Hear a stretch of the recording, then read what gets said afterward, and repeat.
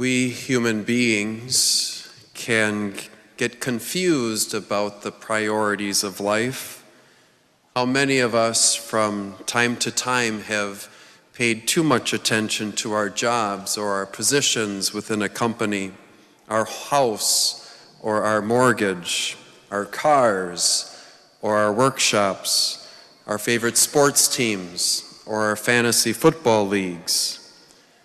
How many of us, at least from time to time, have wished we had listened to our girlfriend, spent more time with our children, or paid more attention to our spouse's needs? Jobs, homes, cars, and sports are good, but people are much greater. God taught this lesson to Adam in the beginning. God saw that the man he had created was alone, so he began to create all kinds of birds and animals, and Adam must have been impressed with the zoo that was parading before him, but none of these were found to be a suitable partner. Was God confused, wondering that maybe these earthworms would grab his attention? Or thinking, these canaries, they sing and they fly. How cool is that? God knows all things, and even the creature that was going to be called man's best friend wasn't going to be suitable. Was the Almighty confused? No. God wanted to show Adam that nothing in creation was going to complete him until woman was created.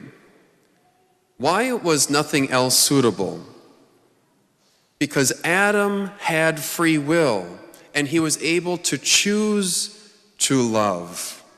Nothing else had free will in order to love. Not a camel, a hummingbird, and I would risk even arguing, even your pets at home do not have free will in order to love. Now, your pets are not as capable of cruelty the way we humans are, but human beings have a potential to complete us. Our pets can pay attention to our every move, but human beings can be attentive to all of our needs. We can love our cars, but they cannot love us back. We can love our jobs, but they cannot love us back. Adam can love Eve, and Eve can love Adam in return. We are made in the image and likeness of God. While there is only one God, God is not a solitary figure. God is a community. Within God is Father, Son, and Holy Spirit. But when we're created as solitary persons. We cannot fulfill the community dimension of God all by ourselves. We cannot be completed without others. I'd like to highlight 4 ways to unpack this community dimension of who we are as human beings made in God's image and likeness. Number 1, marriage.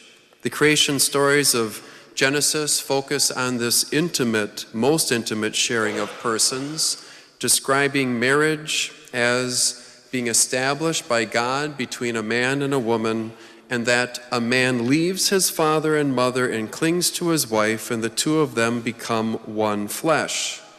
So this love can be expressed through the marriage act, in which they become one body for the benefit and support of each other, as well as to form a family, which is for the benefit and support of the world, society. Another dimension, neighbor. In the big picture, as a human race, we are in relation with each other. And Jesus commands us to love one another. Not only are exploitation, manipulation, and discrimination wrong, but this command calls into question making ourselves the priority over others' interests.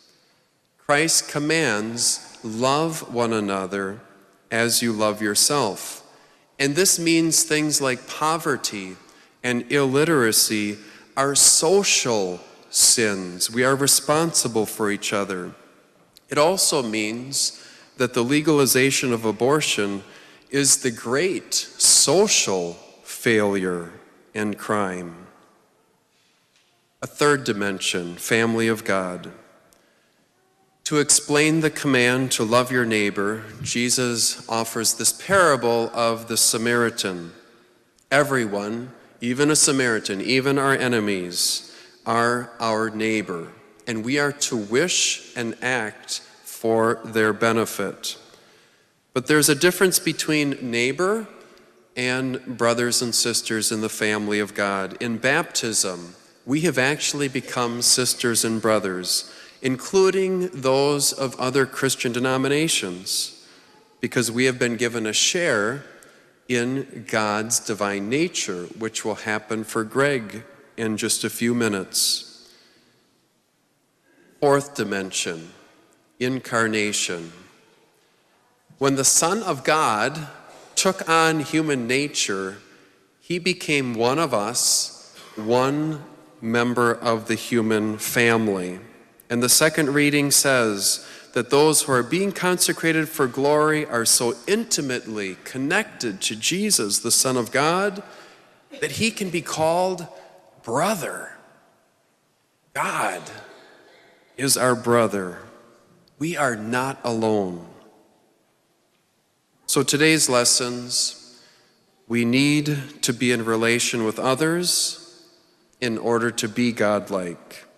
Remember, God wanted Adam to know that while all creation is good, people matter most. As tempting as it might be to say, it's just better to be alone, or I'm going to mind my own business. As tempting as it may be to get wrapped up in our jobs, our homes, our hobbies, our sports, we are created and designed in the image and likeness of God.